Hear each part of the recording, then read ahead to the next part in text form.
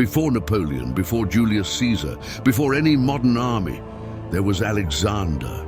He won every battle he ever fought, conquered the largest empire of the ancient world, and transformed the art of war forever. But what few realize is that his tactics are still used today in military academies, in strategic manuals, and behind the scenes of modern warfare. In this video, you'll witness the battles that didn't just make history, they set the standard for how wars are fought to this day. Get ready to discover how a 20-year-old king revolutionized the battlefield, and why his name still echoes in the minds of 21st century generals. In the summer of 356 BC, in Pella, the capital of Macedonia, a child was born. His name was Alexander, son of King Philip II and Queen Olympias. At first glance, there were no signs that this boy would one day stretch his dominion from the Aegean Sea to the banks of the Indus. But the world around him was anything but ordinary. The Macedonian court pulsed with ambition, intrigue and warfare, a crucible in which kings were forged. Philip II, his father, was no ordinary monarch. He inherited a fractured kingdom, threatened on all sides, and in less than 2 decades turned it into a military powerhouse. He reformed the army, professionalized the infantry, and introduced the Macedonian phalanx, a dense formation of soldiers wielding 6-meter-long sarissas. But the sarissas were just one piece of the puzzle. Philip developed a doctrine of warfare built on flexibility and combined arms. Heavy infantry, shock cavalry, archers, slingers, and engineers all moved as one coordinated force. Alongside the sword, Philip wielded diplomacy, bribery, and marriage as weapons of conquest. He unified Greece not only through force, but through cunning. By the time of his death in 336 BC, Macedonia was no longer a footnote in the Greek world. It was its center of gravity. Alexander grew up in this world. His education was shaped by the philosopher Aristotle, who taught him far more than logic and rhetoric. Through him, Alexander discovered Homer, the Iliad, and the ideals of heroic glory. Achilles, the greatest warrior in Greek mythology, became his role model. This wasn't abstract theory. Alexander truly believed he was born to emulate the heroes of old. Unlike other princes, he wasn't raised in luxury alone. He accompanied his father on campaigns, observed the workings of the army, listened to generals, and absorbed the machinery of power. But the road to the throne would not be smooth.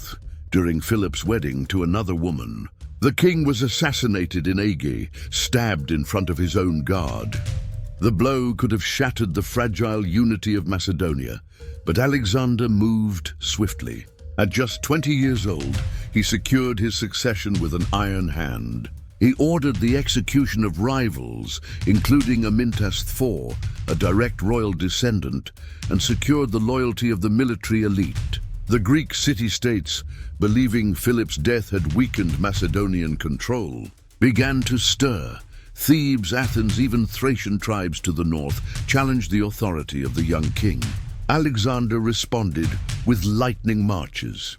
In Thessaly, he executed a maneuver that seemed impossible, crossing impassable mountains and surrounding the enemy in such a brilliant fashion that the Thessalian armies surrendered without a fight. To the north, he subdued the Thracians and Illyrians, securing the borders. And when Thebes rebelled, counting on Athenian support, Alexander did not hesitate. He marched with devastating speed, surrounded the city, and in just a few days, reduced it to rubble. Over 6,000 Thebans were killed. The city was erased from the map, save for its temples and the house of Pindar. A poet Alexander admired. The message was clear. Alexander's authority would not be challenged. With Greece silenced and Philip's army intact, Alexander turned to the true legacy of his father, the war against the Persian Empire. It was a dream long cherished by the Greeks, who still remembered the Persian invasions of the past. But for Alexander, it was more than vengeance, it was personal. This was his chance to surpass his father's legacy and the legends of old, To his generals, he may have seemed like a bold and reckless youth. But to history, he was already marching like a storm. The world did not know it yet, but it was about to hear a name that would echo for centuries. Alexander the Great. In the spring of 334 BC, Alexander crossed the Hellespont. Before him lay the vast Persian Empire, a realm of satraps, regional armies, and immense wealth accumulated over centuries. Behind him, a Europe brought to heel by force. This was more than a geographic crossing. It was a symbolic break from the Greek world, and the first step into a new age of conquest. Marching at Alexander's side were some 40,000 men, soldiers from across Greece, elite Macedonian cavalry, and a modest naval support force. But at the heart of his army stood the phalanx, the military machine perfected by his father, and the companion cavalry led by the king himself. Soon after entering Asia Minor, Alexander received word that the Persian satraps had assembled their forces near the banks of the Granicus River. Unlike the grand imperial armies led by King Darius himself, this force was made up of local troops from Phrygia, Lycia, and other western provinces. Still, they held the numerical advantage. Parmenion, Alexander's most seasoned general, advised caution. The Persians held the high ground across the river, a clear tactical advantage. Crossing under fire into fast-moving waters could be disastrous, but Alexander rejected delay. By late afternoon, he gave the order to attack. He led his cavalry straight toward the enemy line, charging across the river under a storm of arrows and war cries. To most, this seemed reckless, but not to Alexander. He believed in shock, in momentum, and above all, in the morale of his men. While the phalanx held the center, Alexander personally led the right flank, slamming into the Persian cavalry. The fighting was brutal and chaotic, spears, swords, and blood in the mud. At one point, Alexander's life nearly ended. A Persian spear struck his helmet, nearly killing him, but he was saved by Clytus the Black, who killed the attacker moments before the fatal blow could land. As the Persian cavalry was driven back, their center began to collapse. Now, the Macedonian infantry moved, advancing with terrifying discipline. They broke through the Greek mercenaries fighting for the Persians and pushed them back toward the river and into slaughter. By day's end, the Persian forces were shattered. Local commanders were killed or captured. And Alexander, far from merely surviving, had triumphed with ruthless audacity. But the true impact of Granicus went far beyond the battlefield. Here, Alexander proved he was more than a well-trained heir. He was a leader willing to defy military convention, take calculated risks, and turn boldness into victory. The win secured control of Western Asia Minor. The Greek cities of Ionia, long under Persian rule, opened their gates to the new liberator.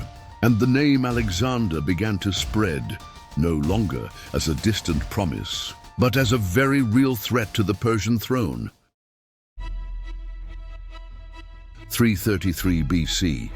Amid the coastal hills of southern Anatolia, two worlds braced for collision.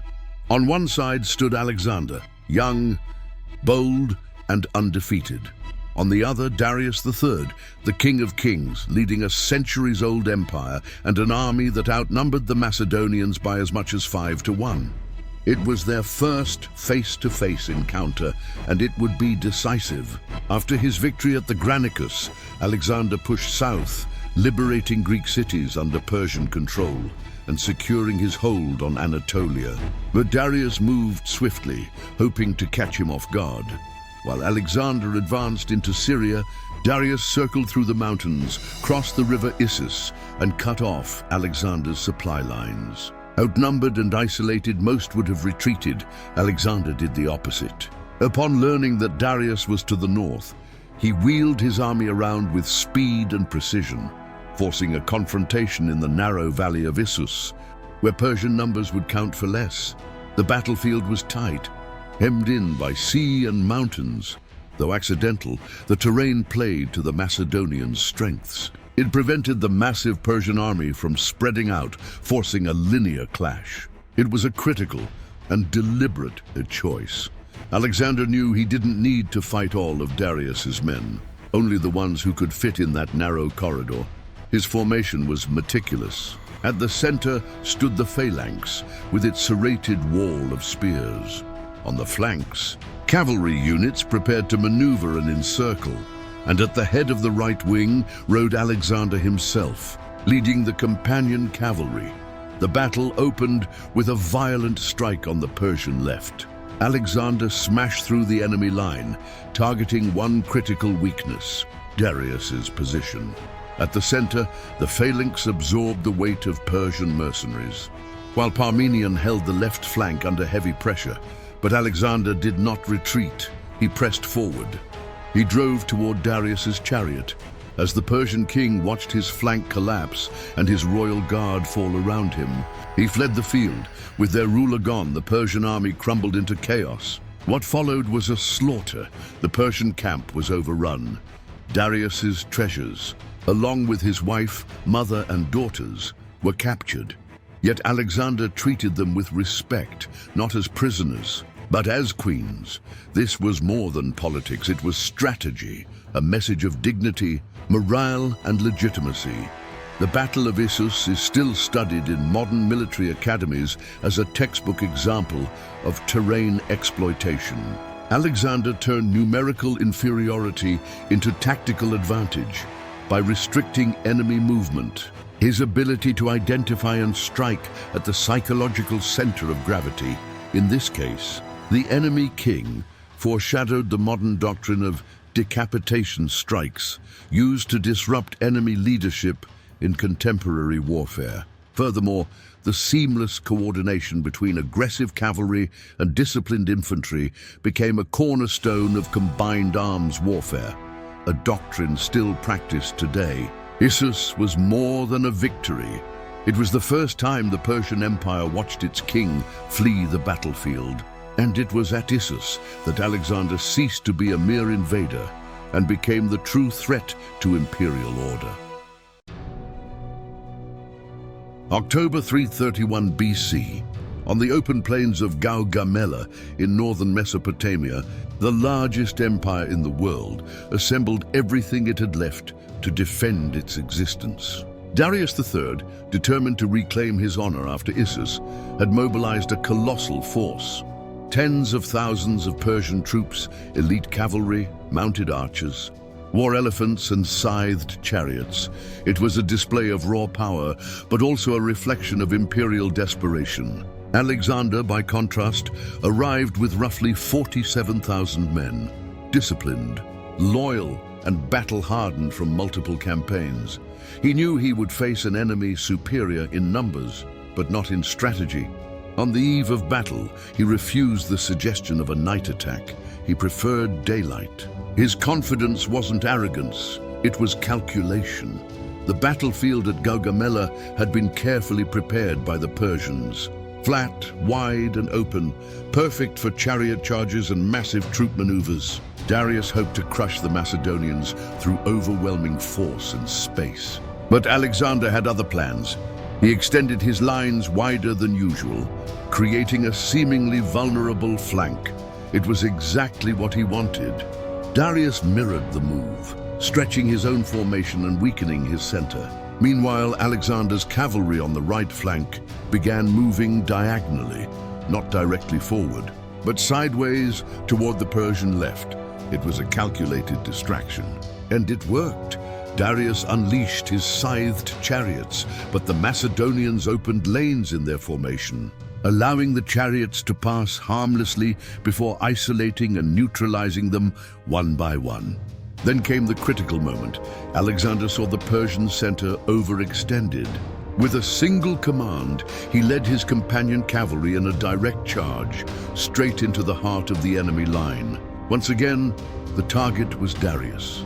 As the Persian king saw his royal guard collapsing and his central line breaking apart, he fled the field. It was the second time he abandoned his army, but this time, there would be no return.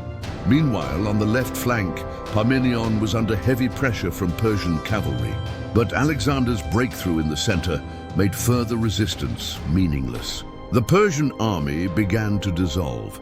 The Battle of Gaugamela is widely considered the textbook example of the decisive battle, where leadership, terrain, timing, and formation converge in a single moment of rupture. Alexander demonstrated how flexibility, discipline, and initiative could triumph over brute strength and overwhelming numbers. His use of the oblique advance, moving at an angle to force the enemy to redeploy, is still studied in modern military academies and influenced strategists like Frederick the Great, Napoleon Bonaparte, and even modern NATO maneuver doctrines. Moreover, his refusal to attack at night reflected a deep understanding of psychological warfare, the power of morale under visible leadership, and the impact of clarity and presence in open battle. With Gaugamela, the Persian Empire was effectively destroyed. The gates of Babylon, Susa, and Persepolis would soon open. Alexander had not merely won a battle, he had conquered a world. From that moment forward, he would no longer be called King of Macedon, but Lord of Asia. Alexander died young, at just 32 years old, in a palace in Babylon. But his death did not end his influence. Quite the opposite. Over 2 millennia later, his battles are still studied in military academies, his flanking maneuvers dissected in strategy manuals, and his psychological dominance over the enemy regarded not as a relic of the past, but as a foundation of modern warfare. After his death, his generals divided the empire. Yet no later power, Roman, medieval, or modern, has failed to recognize the originality of what he created. A new kind of warfare that combined mobility, precision, and audacity with unified command, frontline leadership, and synchronized execution. Alexander was among the first to understand that war is not won by spears and swords alone, but by ideas, morale, and narrative. His battles didn't just aim to destroy enemy forces, they aimed to dismantle empires.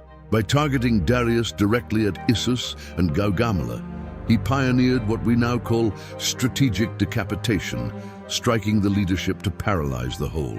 Today, drones, precision missiles, and special forces operate under that same principle.